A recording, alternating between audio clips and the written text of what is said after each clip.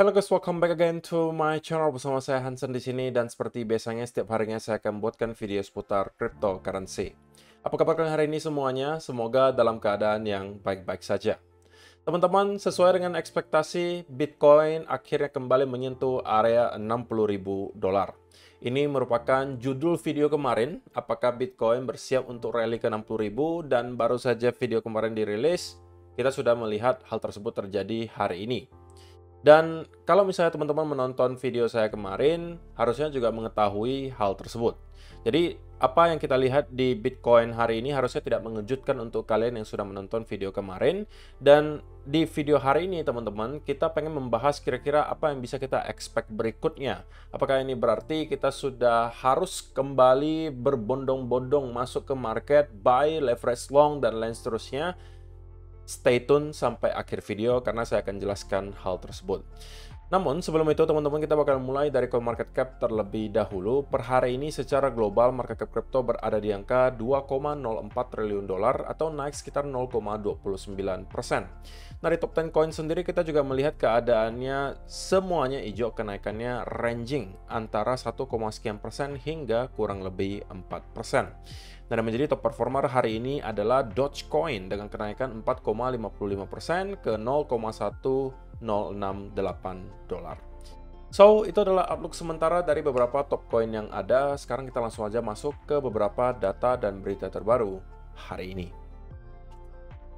Nah, yang pertama teman-teman, saya pengen bahas dari liquidation heatmap terlebih dahulu. Setelah 2-3 video terakhir kita membahas ya, bahwa banyak sekali angka likuidasi yang terdapat di area 58.800 sampai ke $60.000, sehingga insentifnya cukup besar bagi market maker untuk dapat mencoba mendorong ke harga tersebut. Nah, itulah yang telah kita lihat terjadi sekarang, teman-teman. Pertanyaan berikutnya, lalu untuk sekarang, lebih banyak mana nih? Angka likuidasi di area bawah ataukah atas? Nah, kalau misalnya kita perhatikan dari yang lebih kecil time frame-nya, teman-teman, terutama di 1 mingguan ya, berita buruknya, angka likuidasi itu sekarang jauh lebih signifikan berada di bawah daripada di atas.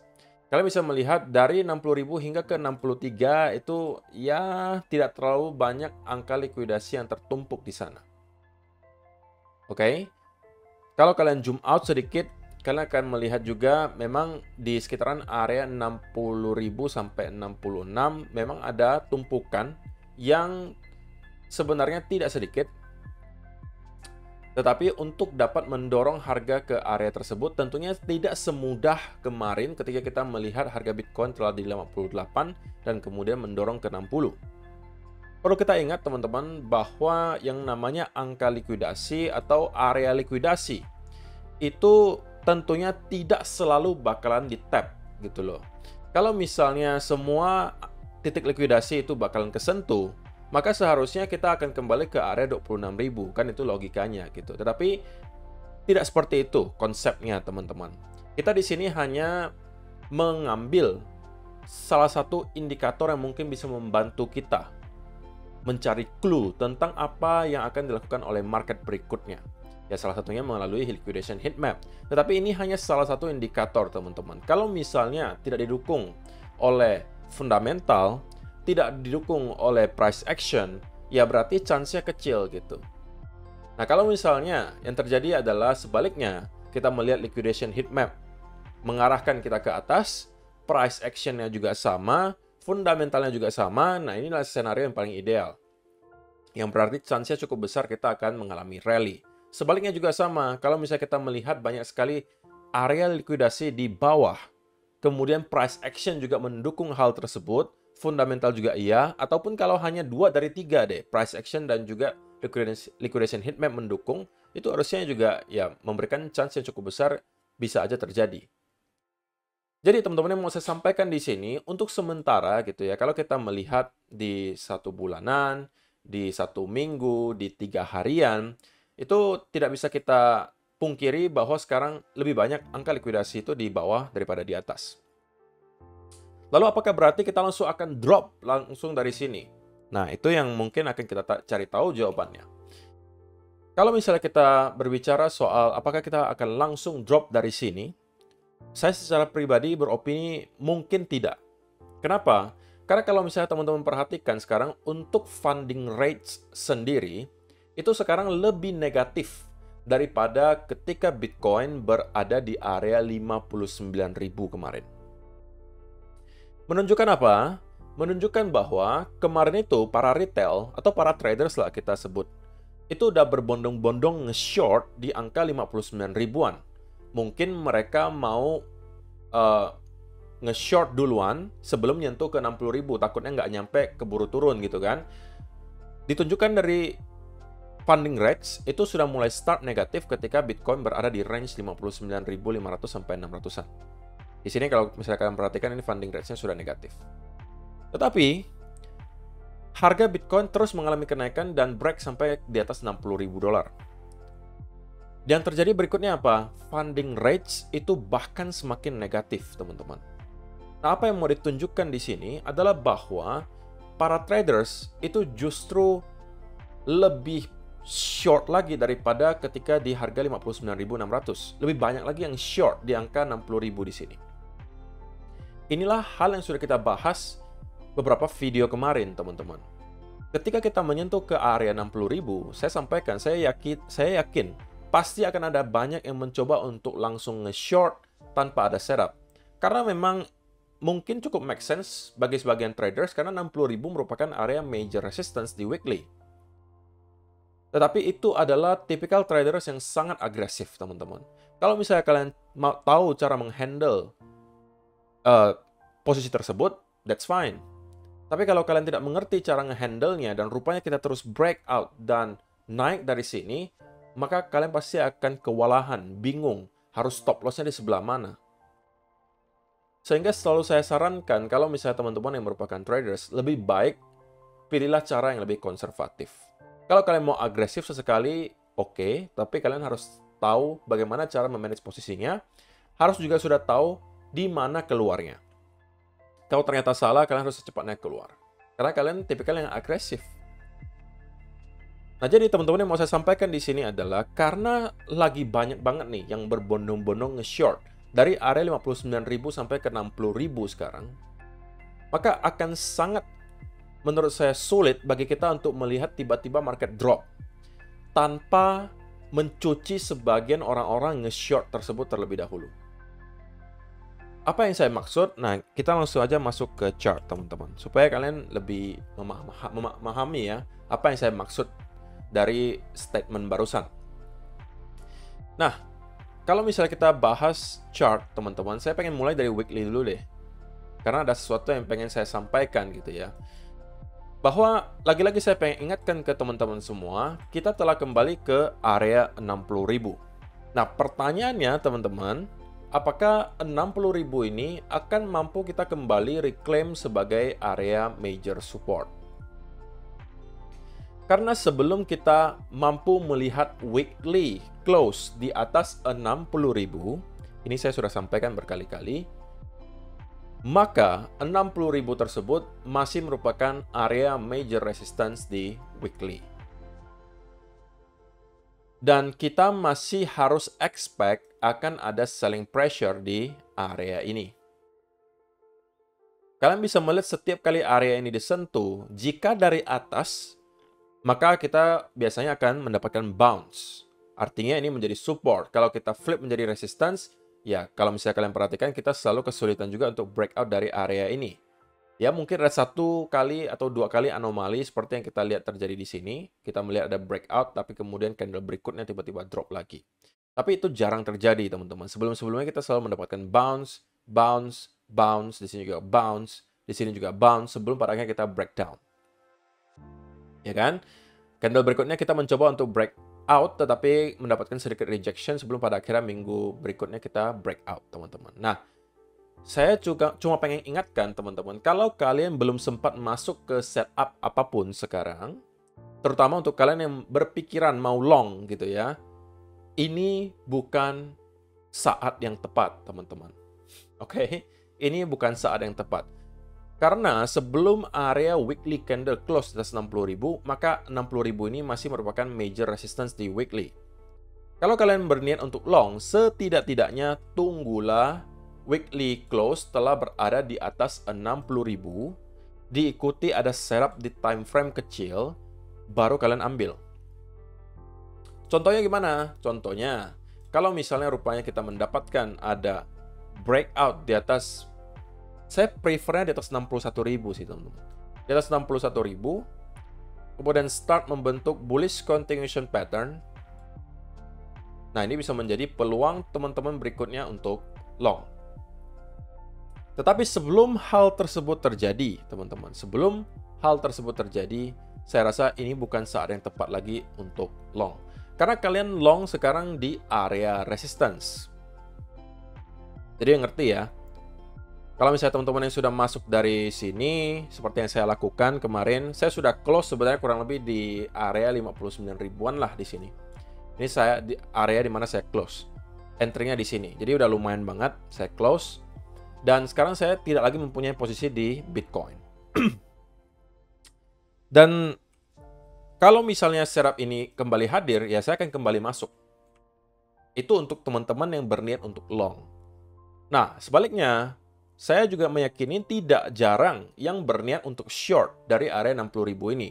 Ya karena logikanya kita sedang berada di area resistance, kita juga sudah mengalami kenaikan yang lumayan signifikan tanpa ada koreksi yang terlalu berarti. Mungkin menjadi alasan bagi kalian untuk mencari peluang untuk short. That's fine. Tetapi teman-teman, pastikan kalian mempunyai setup terlebih dahulu sebelum kalian lakukan hal tersebut.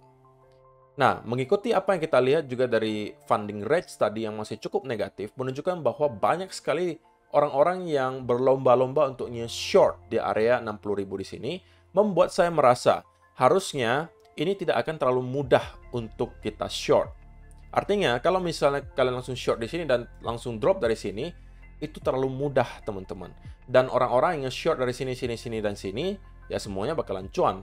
Yaitu tentunya tidak dikehendaki oleh market maker gitu kan. Yang dikehendaki adalah mereka pengen ngeliquid dulu setidaknya sebagian dari orang-orang yang short itu sebelum mungkin kalau misalnya mau di drop, baru di drop berikutnya.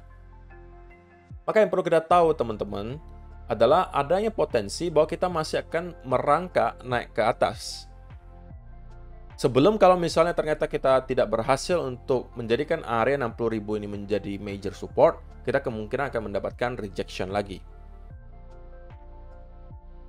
Nah, dari penjelasan panjang lebar yang tadi, yang mau saya sampaikan adalah secara price action, ini ekspektasi saya teman-teman. Ada dua senario yang menurut saya mempunyai potensi cukup besar untuk kemudian terjadi. Yang pertama adalah kita kalau mau drop langsung dari sini, setidaknya kita akan membuat satu atau dua fake out terlebih dahulu teman-teman. Sebelum pada akhirnya kita melakukan hal tersebut. Oke, contohnya seperti apa? Kalau misalnya teman-teman mau melihat contohnya, nah mungkin seperti ini teman-teman. Kalau misalnya kalian perhatikan. Ini kita tidak langsung drop, melainkan kita membuat fake out dulu ke atas, ya kan? Untuk menjemput liquidity di atas area high terakhir, sebelum pada akhirnya kita start untuk mendapatkan drop. Ini saya kasih contoh aja supaya kalian lebih gampang mengerti. Nah, sama juga di sini. Ini kita tidak langsung drop di sini, tapi kita membuat fake out dulu dan kemudian start untuk drop. Nah, jika ada satu pattern yang mirip di sini yang kalian juga lihat nanti terjadi di Bitcoin, maka itu bisa menjadi potensi untuk short, teman-teman. Kalau rupanya yang kita lihat berikutnya adalah pattern semacam ini, kita membuat satu fake out ke atas dan kemudian drop, breakdown dari sebuah trend line yang tercipta nanti. Ini saya hapus dulu gambarnya supaya lebih jelas ya. Oke. Kalau yang nanti kita lihat adalah modelnya seperti ini, teman-teman. Dan kita breakdown dari trend line, maka ini adalah peluang untuk short. Ini adalah berarti kita berpotensi membentuk yang namanya ending diagonal, atau kalian mau sebutnya sebagai double top, itu juga fine gitu ya. Tapi kalau kalian double top, maka kalian harus mungkin entry-nya di sekitaran area neckline di sini. Sedikit lebih rendah daripada kalau misalnya kalian anggap itu sebagai ending diagonal. Nah, kalau misalnya saya secara pribadi, kalau melihat hal tersebut terjadi, teman-teman, ini akan saya manfaatkan untuk short. Nah, ini skenario pertama, teman-teman, yang berpotensi untuk terjadi. Skenario kedua, kita bisa aja dibawa jauh lebih tinggi daripada ekspektasi, mungkin sampai ke 61, 62, sebelum pada akhirnya mendapatkan rejection yang signifikan. Sama seperti apa yang kita lihat di sini. Kita tidak berhenti di area 60.000, melainkan kita langsung jebol nyampe ke sekitaran area 62.600 sebelum pada akhirnya kita mendapatkan rejection yang signifikan. Nah, ini juga mempunyai potensi yang terjadi. Mempunyai potensi itu terjadi. Jadi, itu adalah dua senario yang teman-teman boleh harapkan terjadi jika kalian mau berniat untuk short. Antara kita melakukan hal ini, fake out, drop, breakdown dari trendline ini adalah entry, atau kita langsung spike up ke area 61-62.000, kemudian mendapatkan rejection yang signifikan, diikuti bearish continuation pattern berupa bear flag. Ini juga adalah setup untuk masuk.